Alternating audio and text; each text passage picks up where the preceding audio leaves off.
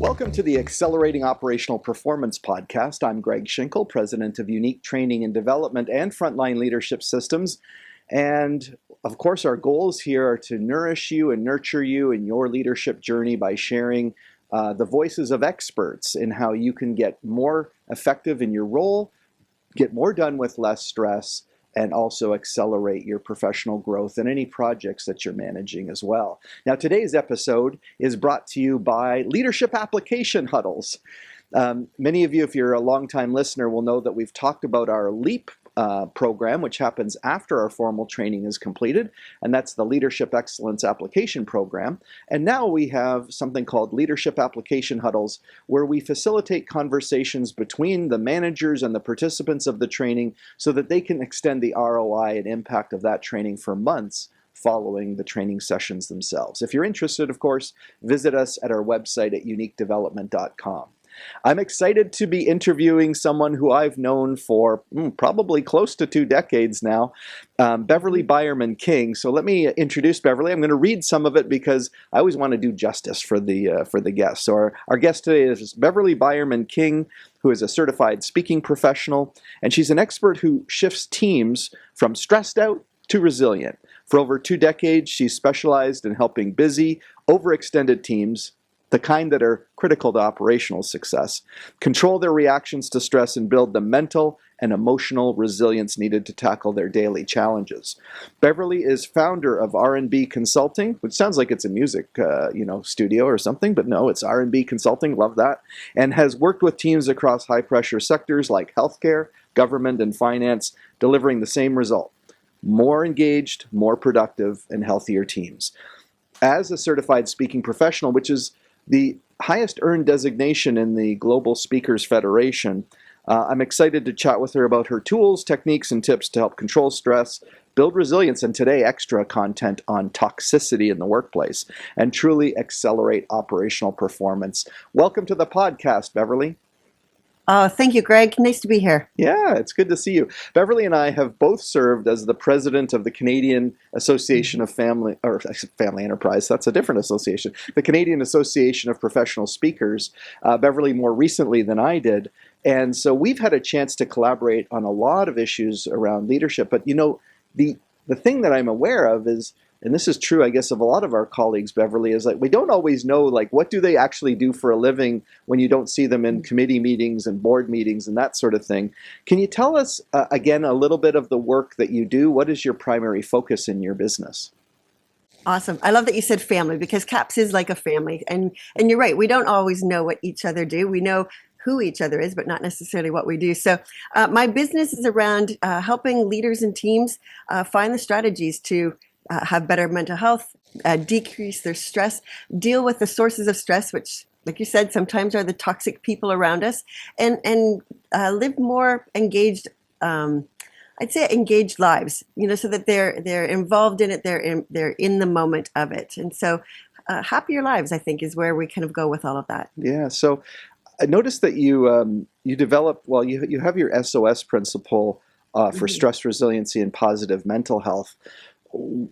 Actually, before I go into that, because I do want to hear about the origin story of SOS and how you developed it, I need to hear a little bit more about your origin story. What was your path to decide to get into delivering these messages consistently?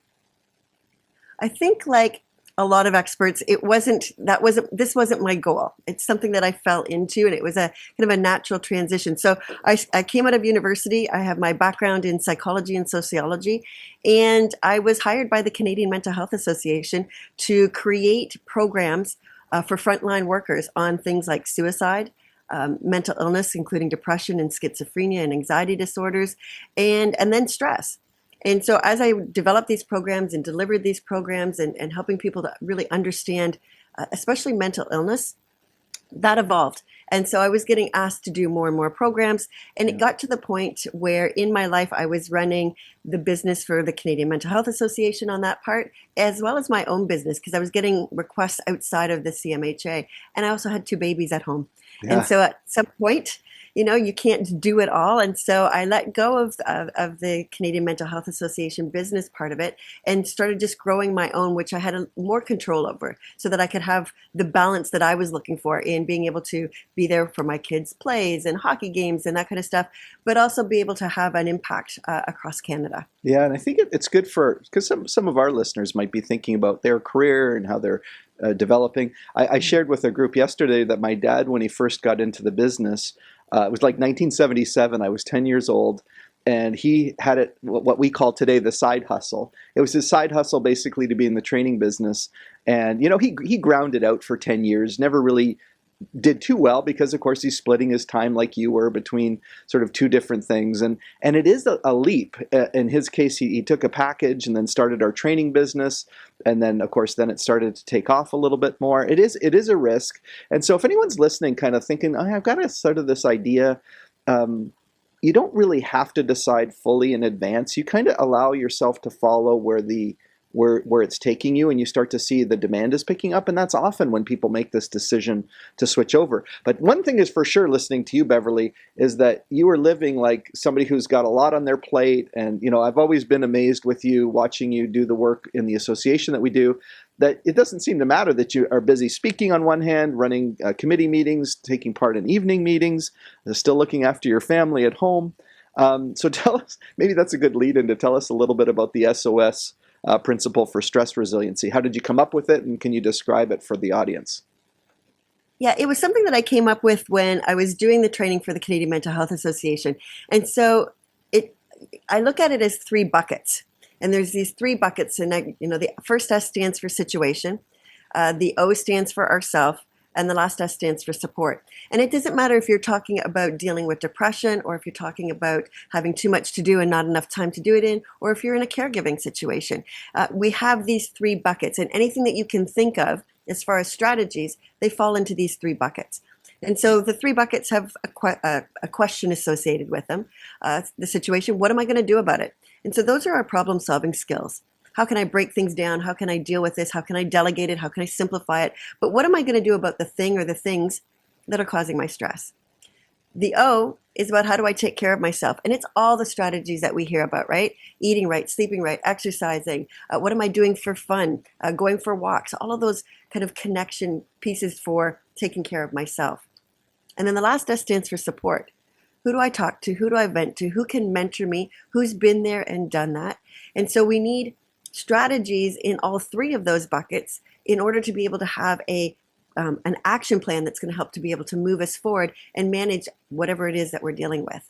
For sure. And by the way, I just want to let the audience know that, again, we're talking to Beverly Beuermann-King, who is available, and you can visit her on her website at worksmartlivesmart.com.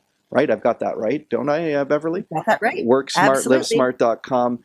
You can tell already, and we're going to go deeper with Beverly here, that she is an amazingly energetic speaker who's super smart as well. So let's unpack that a little bit more, specifically in the area of resiliency and mental health. What do you?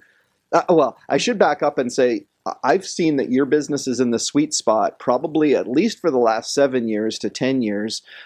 There's a lot of talk about depression and anxiety levels in young people. I see it in the audiences that we're teaching. They feel overloaded and overwhelmed. So I'm just wondering, can you just start us off with thinking about resiliency and mental health and how those are related? Yeah, I would say resiliency and mental health. I think probably what most people, especially in business, are talking about right now is around burnout, right? Especially since we've come through the pandemic and all the changes and challenges and chaos. How do we ensure that our teams are not burning out? And so it's more than being tired. It's more than being frustrated, which is normally what we think of when we say we're burned out. And it's kind of like depression, because some of us will say, oh, I'm feeling really depressed. But we're talking about depression with a little d, not a big D for depression, the illness.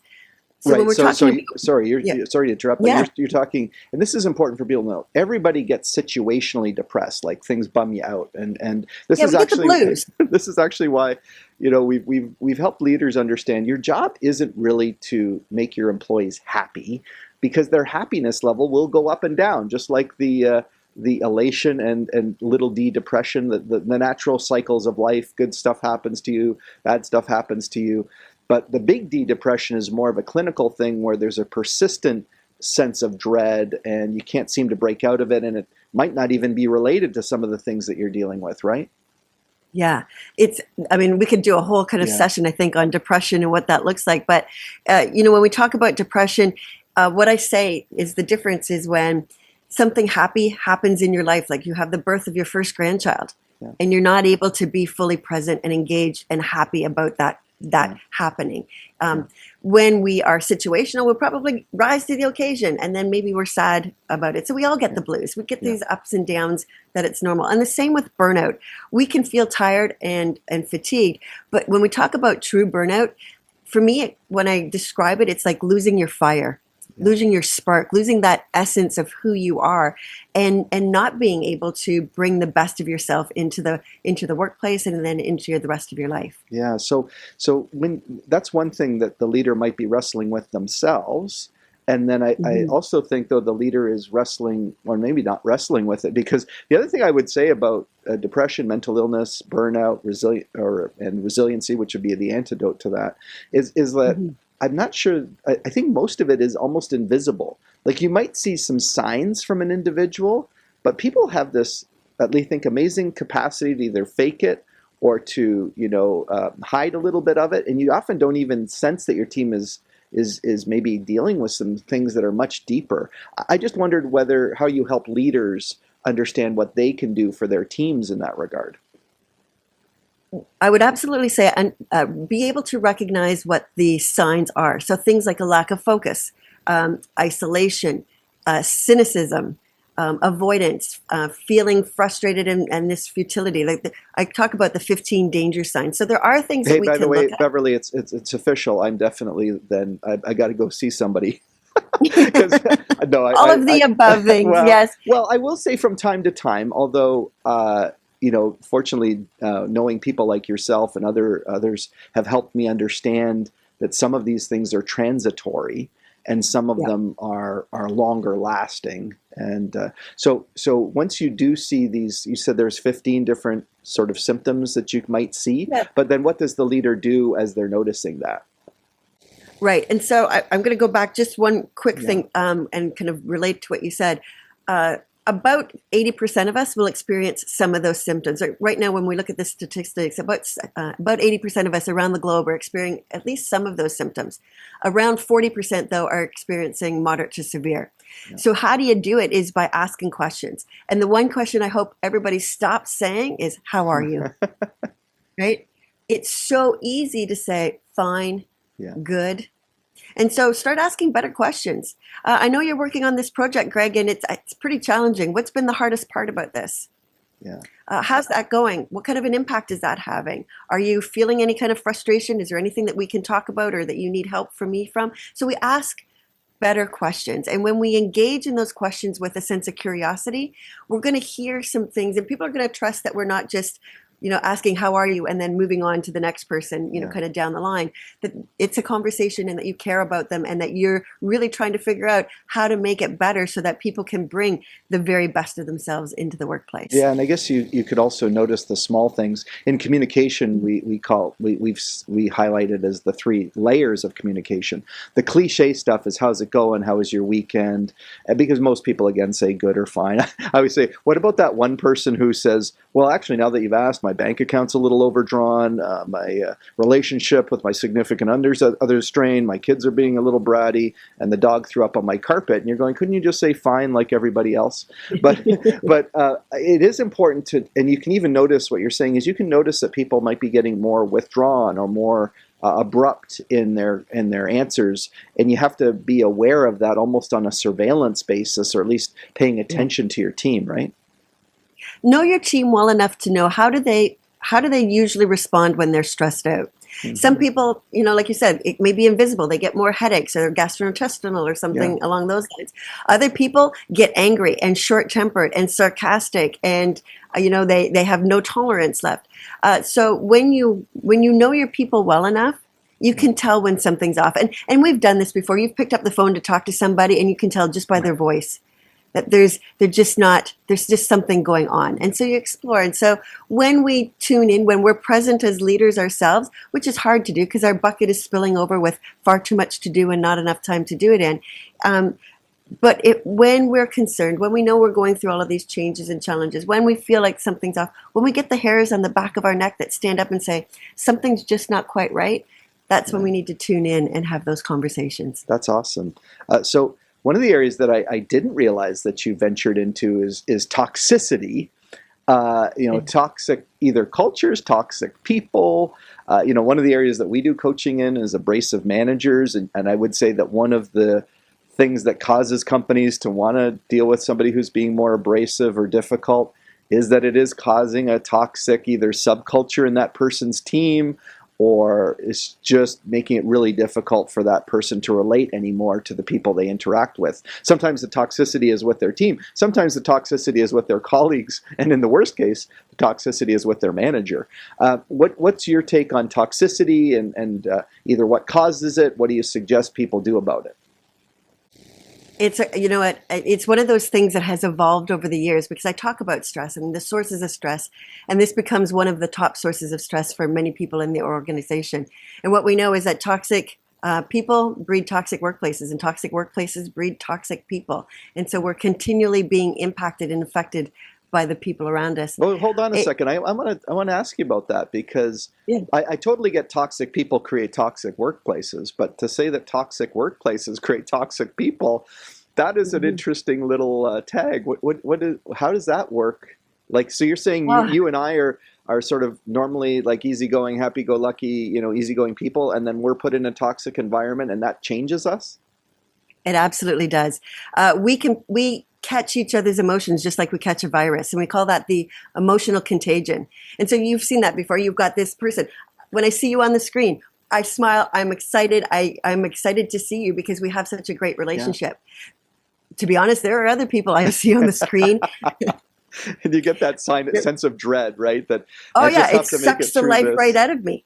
Right. Yeah. And so we catch those emotions. And if you're in an environment where that negativity is allowed to fester and to grow and to permeate all aspects of our relationships within the organization, it changes who we are. And you know that when you are dealing with somebody who is negative and difficult, who do we go home and we talk about at the end of the day? Yeah. That one person who's negative and difficult. We may have dealt with 99 wonderful people. We don't talk about them. We talk about that person who's negative and difficult. So now we've just impacted and infected our home life as well because we're bringing all of that negativity with us. Yeah, I think that's the part that, when people talk about compartmentalizing their life and, what happens at work and what happens at home, I think we're fooling ourselves because we're having this one giant emotional experience and interacting with a bunch of people. And you're right. I love how I don't love that it's contagious because that's usually not a positive thing. But, I suppose on the flip side, if you can be the type of person who brings some positive joy in your interactions with people, that can help almost inoculate people against some of the toxicity. So you're actually saying that because if you're sort of exposed to this dread or this toxicness, you're going to become different yourself because of that negative emotion? Yeah, we change the way that we communicate. We change the way that we hold ourselves. Our internal state is different. And so that it permeates out of us, right? And so then it changes the way that we see our work.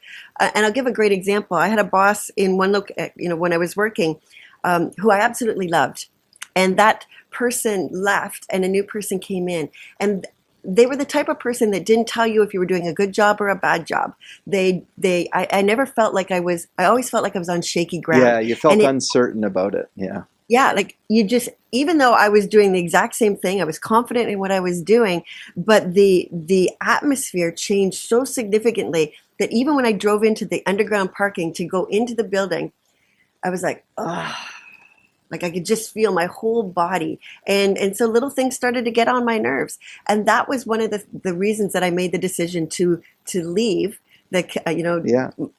where I was Yeah. and spend my time on my own business because it was impacting my family. It was Yeah. impacting my health and the way that I saw the world. And I didn't need that in my life. Yeah, so people could take a quick inventory. It's funny that not funny, again, it's sad probably, but it's like the fact that every leader, and you could probably say every person, casts a shadow. So how you are affects the people who interact with you, again, in a positive or negative way. If it's sort of like, somebody got you irritated while you're out grocery shopping, that's fine because, that's only going to be a short intervention. But if you're exposed to that, it's like we can all probably handle tiny amounts of toxicness and it doesn't affect us, but it's when it's sort of relentless. And you're saying even just this uncertainty of not knowing where you stand made you anxious, really, in a way, and made you uncertain. And then because of that, you were like dreading, like, I don't know, am I meeting my leader's expectations or not? So that uncertainty carries through. So I think, the takeaway for leaders here is to understand or even for individuals who are coworkers, it's understand how you are affects how other people are, and so therefore, part of performance is probably related to the effect you're having on others, because if you're, you could argue that, oh, you know what, so I'm a little difficult to deal with. But it's not that. It's that is causing other people to not be able to do what you want them to do, and you're actually the cause of it. Well, and you talked about what does a leader do? And so, first of all, don't ignore it because the problem is we actually reinforce it a lot of times because this person may be a high performer, yet they treat everybody else like crap around them. Your job as a leader is to protect the rest of your team. Yeah. Is to help that team to be engaged. And if something is like a poison within your team, even if it's your top performer on the team, you are better to address it and try to impact it or to cut it away than to let it fester and grow and impact everybody else on your team. Yeah, that's a good point, is that we don't realize that our organization, well, first of all, we don't realize that an organization doesn't have just one culture. It has a series of subcultures. Those subcultures, so you can have pockets of toxicity. People often say, how do we change our culture? Well, I said, well, if you actually drill down in your culture survey results, you could almost tell where the problem is based on where the results start to deviate. For instance, if they deviate on the night shift, it's probably your night shift supervisor. If they are all of manufacturing, it's your manufacturing leader who's probably the problem. If it's the whole plant location, it's the plant manager. And if it's multi-locations, it's probably the VP. And I think, helping just identify where the problem resides can help people understand, just taking people out for lunch and buying donuts. I've seen companies where they say that, and this is why we're going to transition to engagement, because I've seen companies have their engagement committee, and the engagement committee is basically just buying pizza and donuts and having barbecues.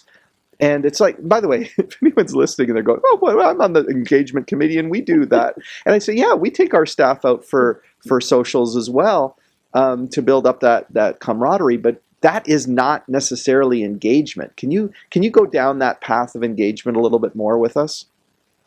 Absolutely. And so for me, it's about being able to bring the very best of yourself to the workplace.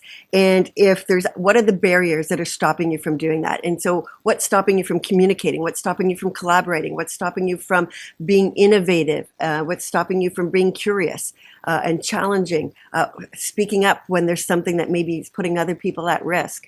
Those are the kinds of things that are getting in the way. And so when I'm going to kind of loop this a little bit, when we talk about toxicity, and that what maybe it's that person. First of all, a leader's attitude, behavior, and mood have a bigger impact than from colleague to colleague. So that's one of the things that we know. And the other thing is how you start your day has a bigger impact than on things that happen throughout the day. Oh, interesting. So for me, being very purposeful as a leader about how you start your meetings, how you greet people. Now, it doesn't mean that you have to be inauthentic because maybe you're having a crappy day. Yeah. But watch that you're not bringing all of that crappiness onto the other people around you. You can say, hey, things are not going so good, or this is not working and I need some help with this. But just being more aware of our presence and what we're bringing in. So kind of flipping that then to engagement, it's understanding, what are the values of the team? Because I'll be brought into an organization and they'll say, we need you to fix somebody because somebody's negative or very toxic. But and so I'll do kind of the background and the questions and the surveys and all those kinds of things. But if you don't have a solid value system for your team, and it may be values that are different than the organization, the values are the rules of engagement. If we haven't defined what that looks like, and if we haven't defined what that looks like when we're not living them, then it's hard to hold people accountable to those standards of behavior. And so one of the big things for me is starting right from the very beginning. What are our values? And they're not something that we pick out of a hat. There's something that we have discussions around, like what are our core, what does it mean to work on this team? Yeah. And then we start to hold people accountable to that. And it doesn't matter if it's a high performer, it doesn't matter if it's a leader. This is what it means, and this is what it looks like when we're living it, and this is what it looks like when we're not living it. And when we do that, that's how we start to build that engagement. Yeah, we often will quote Project Aristotle that Google did when it was trying to sort out the teams that were higher performing from the teams that were lower performing.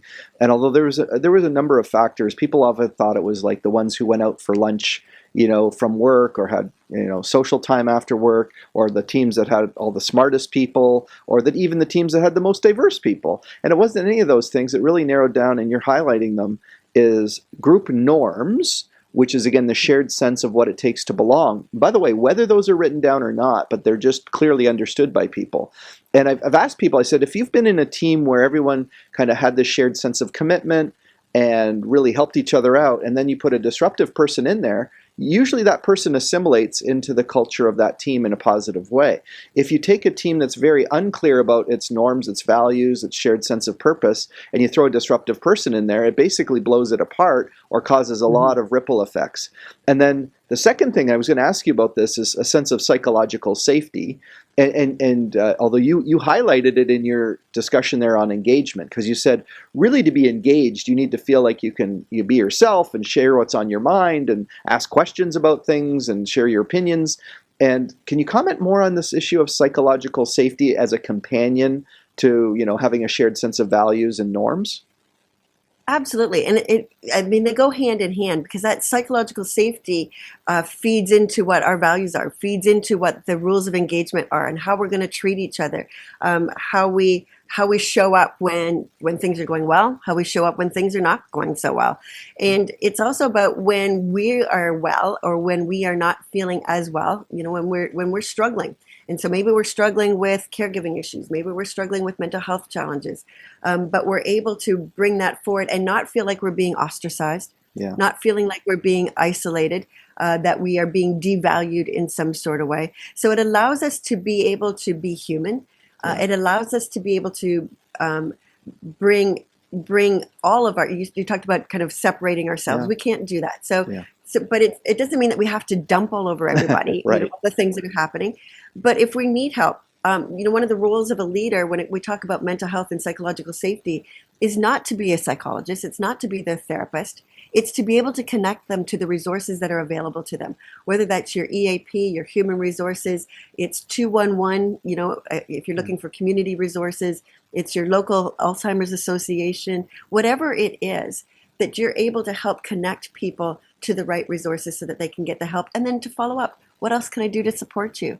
What is it that you need that would make it better for you to be able to do the work that you need to do? Because we still need the work to be done. Yeah. That's not the question. It's not compromising the work. It's how can I help to facilitate the work getting done in a way that works for you and a way that works for the rest of the team. So it's not a frequent thing that comes up, but I've had leaders approach me and say, we have an individual on the team who's been going through some struggles, and we've accommodated some of those struggles, but I can sense that the team is getting a bit resentful because they know this person is being accommodated. And I'm not talking like for a few days or a week, or it sometimes could be many months. And they deal, and of course they have to maintain the privacy. They can't really talk about what that person might be going through. Do you have any suggestions for a leader who is in the process of accommodating? How long do they accommodate? How do they deal with the other members of their team who feel, I don't know, that there's too much being accommodated? Yeah. Yeah. It's and again, I go back to those values because we talk about collaboration and teamwork and all of those, respect, and that as a leader, it's about talking about what is this going to look like when decisions are being made, when people are having challenges. We talk about defining what we mean by fair and equal, because sometimes when we see I'm going to treat everybody fairly, well, that means I'm going to treat everybody equally. No, it doesn't. It means I'm going to do what's right for you at this time, and I'm going to do what's right for you. Now, just because I give this person a day off because they need it right now doesn't mean I'm giving everybody a day off. Yeah. But if there's a circumstance, I'm going to look at, what is the right thing to do. Yeah. And so when we talk openly about these situations, because often, we're not as transparent. And transparency doesn't mean I share all of the details, but transparency is I talk about how valuable people are on our team and how we're working towards, doing this together and in the best way that we can in that engagement. It means I'm going to make decisions that are going to help bring out and help each other to shine. Yeah. And so when we talk like that, then there's not this sense of jealousy. Yeah. There's not, but it also allows for me, who's maybe feeling that way, to say, hey, I've noticed that I'm getting more work lately assigned to me and maybe not somebody else. Can you tell me a little bit about why or how long this is going to last? Or is there something that I can let go of in order to make sure that I'm not overtaxing myself? So it allows for that conversation to take place. Yeah.